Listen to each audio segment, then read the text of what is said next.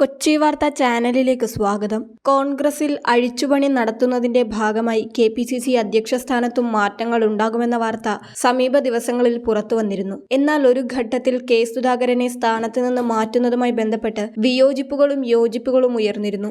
ഇപ്പോഴിതാ ആരോഗ്യ പ്രശ്നങ്ങൾ കണക്കിലെടുത്ത് KPCC പ്രസിഡന്റ് സ്ഥാനത്ത് നിന്ന് കെ സുധാകരനെ ഹൈക്കമാൻഡ് മാറ്റിയേക്കും. പകരം 4 പ്രമുഖ നേതാക്കളുടെ പേരുകളാണ് പരിഗണിക്കപ്പെടുന്നത്.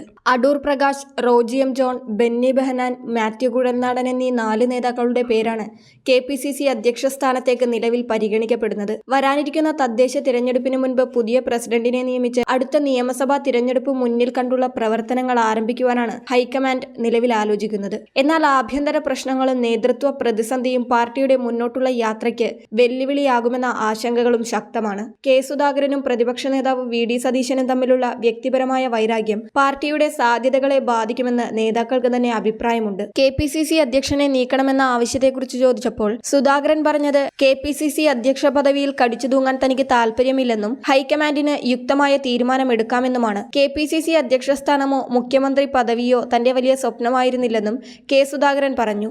അടുത്ത തിരഞ്ഞെടുപ്പിൽ മത്സരിക്കാൻ താല്പര്യമില്ല, പക്ഷേ പാർട്ടിയെ നയിക്കുവാനുണ്ടാകും. KPCC അധ്യക്ഷൻ മാറുന്നു എന്നതിന് പ്രതിപക്ഷ നേതാവ് മാറും എന്നർത്ഥമില്ലെന്നും സുധാകരൻ പറഞ്ഞു. അതേസമയം സുധാകരൻ KPCCയെ നയിക്കാൻ യോഗ്യനായ കഴിവുറ്റ നേതാവാണെന്ന് രമേശ് ചെന്നിത്തല വ്യക്തമാക്കി. കെ സുധാകരൻ അധ്യക്ഷ സ്ഥാനത്ത് നിന്ന് മാറാൻ താല്പര്യം പ്രകടിപ്പിച്ചാൽ പുതിയ അധ്യക്ഷനെ വളരെ വേഗത്തിൽ തന്നെ പാർട്ടി നിശ്ചയിക്കുന്നതായിരിക്കും. എന്നാൽ പാർട്ടിയിലെ ഈ ചേരിതിരിവുകൾ വരാനിരിക്കുന്ന തിരഞ്ഞെടുപ്പുകളെ ബാധിക്കുമോ എന്ന് കണ്ടറിയണം. കൂടുതൽ വാർത്താ അറിയിപ്പുകൾക്കായി കൊച്ചി വാർത്താ ചാനൽ സബ്സ്ക്രൈബ് ചെയ്യുക.